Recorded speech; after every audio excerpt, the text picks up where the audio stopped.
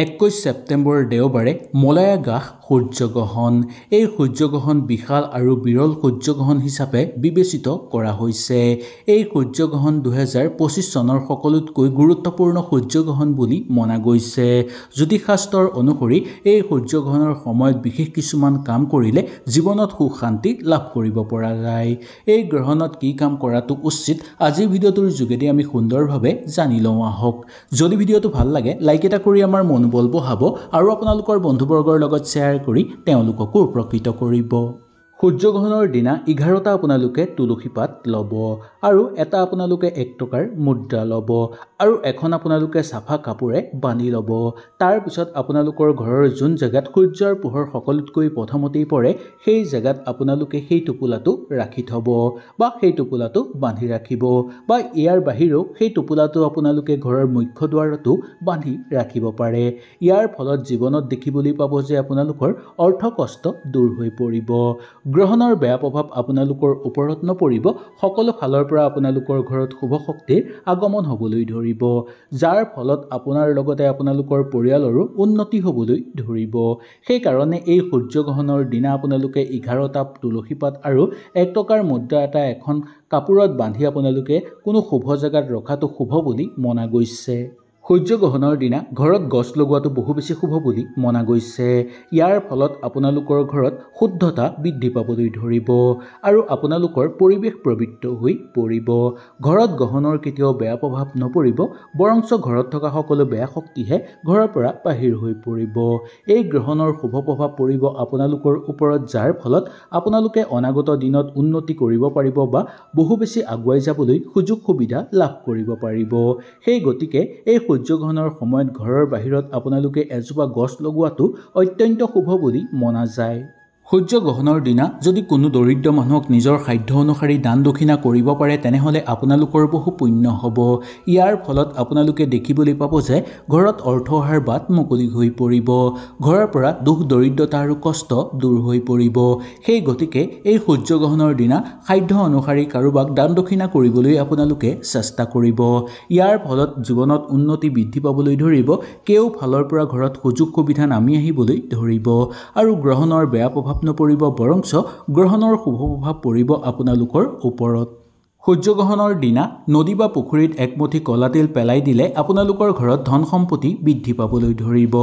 এই দিনা যদি নদী বা পুখুৰীত একমুঠি কলা তিল আপোনালোকে পেলাই দিব পাৰে, দেখিবলৈ পাব যে সেই কলা তিলৰ লগতে আপোনালোকৰ ঘৰৰ পৰা দুখ কষ্ট দূৰ হৈ পৰিব, ঘৰত শুভ শক্তিৰ আগমন ঘটিবলৈ ধৰিব, সকলো ফালৰ পৰা ঘৰত উন্নতি আৰু সফলতা বৃদ্ধি পাবলৈ ধৰিব, কৰ্মক্ষেত্ৰত দাম্পত্য জীৱনত সুখ শান্তি বৃদ্ধি পাবলৈ ধৰিব আৰু পাৰিবাৰিক বা ঘৰুৱা পৰিৱেশো আনন্দময় হিচাপে পাৰ হোৱা আপোনালোকে নিশ্চয় দেখিবলৈ পাব। সূৰ্যগ্ৰহণ অন্ত হোৱাৰ পিছদিনা আপোনালোকে সূৰ্যদেৱক পানী অৰ্পণ কৰিব আৰু চন্দন দি আপোনালোকে আৰতি কৰিব। এনে কৰিলে দাম্পত্য জীৱন সুন্দৰ হ'ব, ঘৰুৱা সমস্যা দূৰ হৈ পৰিব। ইয়াৰ বাহিৰেও যদি এইদিনা সূৰ্যদেৱক আপোনালোকে পানী অৰ্পণ কৰে, দেখিবলৈ পাব যে সূৰ্যদেৱৰ পৰম আশীৰ্বাদ আপোনালোকৰ ওপৰত পৰিব, যাৰ ফলত আপোনালোকৰ সকলো মনৰ আশা পূৰ্ণ হৈ পৰিব, জীৱনত চলি থকা সমস্যাবোৰ সমাপ্ত হৈ পৰিব আৰু ঘৰলৈ প্ৰচুৰ পৰিমাণে অৰ্থৰ আগমন হ'বলৈ ধৰিব। সূৰ্যগ্ৰহণৰ দিনা এটা বাচনত আপোনালোকে সামান্য ঘিউ লৈ তাত 1 টকাৰ মুদ্ৰা এটা দি তাৰপিছত সেই পাত্ৰটো আপোনালোকে কোনো দৰিদ্ৰ মানুহক উপহাৰ হিচাপে দি আহিব পাৰে।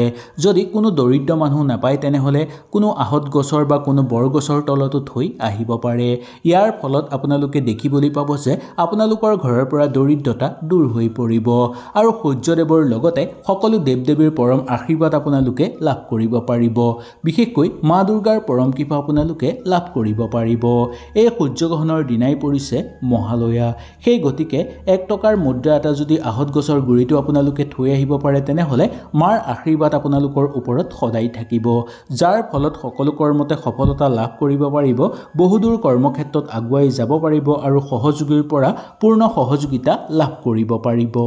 গ্ৰহ দোষৰ পৰা পৰিত্ৰাণ পাবৰ কাৰণে সূৰ্যগ্ৰহণৰ দিনা 1 টুকুৰা কয়লা আপোনালোকে নদী বা পুখুৰীত পেলাই দিয়ক। এনে কৰাটো বহু বেছি শুভ বুলি মনা গৈছে। যদি এনে কৰে তেনেহ'লে গ্ৰহণৰ বেয়া দৃষ্টি আপোনালোকৰ ওপৰত নপৰিব আৰু ঘৰত থকা সকলো বাস্তুদোষ আৰু গ্ৰহ দোষ দূৰ হৈ পৰিব আৰু আপোনালোকৰ ওপৰত শুভ শক্তিৰ আগমন ঘটিবলৈ ধৰিব আৰু শুভ গ্ৰহ আপোনালোকৰ ওপৰত স্থাপন হ'বলৈ ধৰিব, যাৰ ফলত আপোনালোকে যি কৰ্মতেই হাত দিব সেই কৰ্মতেই সফলতা অৰ্জন কৰিব পাৰিব বা যি ক্ষেত্ৰত আপোনালোকে আগভাগ ল'ব সেই ক্ষেত্ৰতেই উন্নতি দেখিবলৈ পাব। সেই গতিকে এই গ্ৰহণৰ দিনা আপোনালোকে গ্ৰহ দোষৰ পৰা বিশেষকৈ পৰিত্ৰাণ পাবৰ কাৰণে এক টুকুৰা কয়লা নদী বা পুখুৰীত আপোনালোকে পেলাই দিব। সূৰ্যগ্ৰহণ চলি থকাৰ সময়ত পৰুৱাক চেনি খাবলৈ দিয়াটো শুভ বুলি মনা গৈছে আৰু গৰুকো আপোনালোকে ঘাঁহ কাটি খুৱাব পাৰে বা সূৰ্যগ্ৰহণৰ দিনা যদি পৰুৱাক চেনি খাবলৈ দিয়ে বা গৰুক ঘাঁহ কাটি খুৱায় তেনেহ'লে ইয়াৰ ফলত আপোনালোকৰ ওপৰত সূৰ্যদেৱ আৰু কামধেনুৰ পৰম আশীৰ্বাদ দেখিবলৈ পাব, যাৰ ফলত সেই মানুহৰ সকলো দুখ কষ্ট দূৰ হৈ পৰিব। সকলো ফালৰ পৰা আপোনালোকৰ ঘৰত পুণ্য লাভ হ'বলৈ ধৰিব আৰু আপোনালোকৰ ঘৰৰ মানুহৰ উন্নতি বৃদ্ধি পাবলৈ ধৰিব। এই দিনা যদি নিজৰ সাধ্য অনুসৰি কোনো দৰিদ্ৰ মানুহকো দান দক্ষিণা কৰিব পাৰে তেনেহ'লেও আপোনালোকৰ বহু বেছি পুণ্য হৈ পৰিব। সেই গতিকে এই সূৰ্যগ্ৰহণৰ দিনা আপোনালোকে এই কাম নিশ্চয় কৰিব। সূৰ্যগ্ৰহণ অন্ত হোৱাৰ পিছত সকলো মানুহে গা ধুব লাগে আৰু গোটেই ঘৰত গংগাজল ছটিয়াব লাগে।